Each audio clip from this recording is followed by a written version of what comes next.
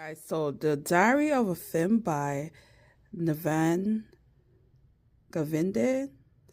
Yeah, we'll see.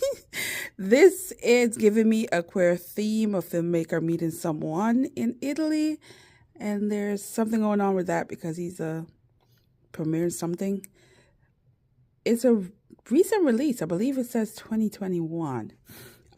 So we're going into this blind and we're going to read it. You guys haven't failed me yet, so I'm hopeful for this one. So thank you, thank you, thank you. And yeah.